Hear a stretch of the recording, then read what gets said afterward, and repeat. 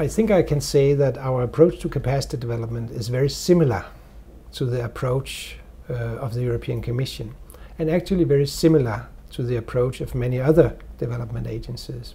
And I think that's the good news, that we may use slightly different language, we may put emphasis on slightly different concepts, but at the bottom, I think we all agree that capacity development will only happen if there's strong ownership, it's driven by partners, not by development agencies, that we can support it, but we cannot do it for others. In UNDP, we define capacity development as the way we do business, so it's very central to our whole way of operating. Now, that is easier said than done, of course, and it demands of us that we work on three levels. First of all, we are, of course, supporting countries through our country offices, but my group, as a capacity development group, often go out and assist our country offices to support country partners directly. So, for example, in a number of countries, not least in Asia, we have worked to support the development of capacity of disaster and risk reduction, so that countries are better prepared should a disaster hit them. So we work at country level. Then we work to strengthen our own system. Because one thing is to have capacity development as a concept, the other thing is to get it into the way we think and act when we engage with our partners.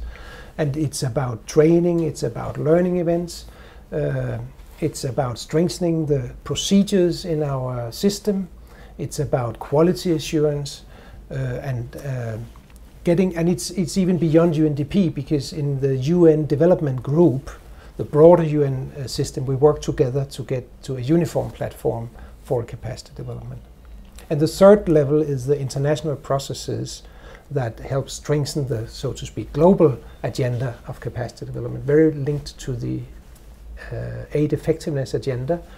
But we are active, I would say, very active in the learning network for capacity development. We try to shape a capacity development message up to the high-level forum in Busan in November this year, and a global compact that could take the agenda onwards after the Busan event.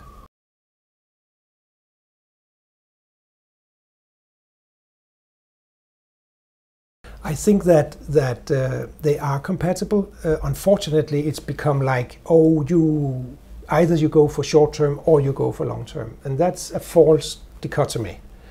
The truth of the matter is that, yes, some capacity development effects take a long time to materialize, but we can define, and we are working on doing that better, we can define the results that will come in the short term, in the medium term, and in the long term. Poverty is not eradicated over the short term. It's a long-term process. So building the capacity of countries, supporting capacity development of countries to reduce poverty or to address climate change challenges will take time, but in that process we can define results as we go along. So it's a false dichotomy between short-term and long-term.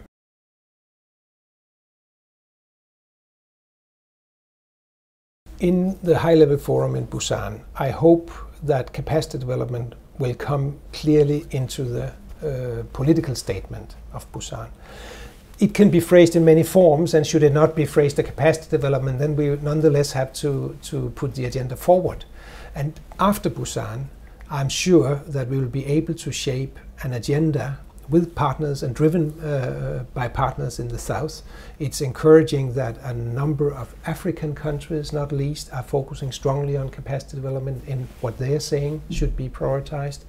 And I think we can make a strong agenda post-Busan that focus on concrete activities at country level, that aims at forming inclusive compacts, partnerships, coalitions for change and capacity development at sector level, at country level.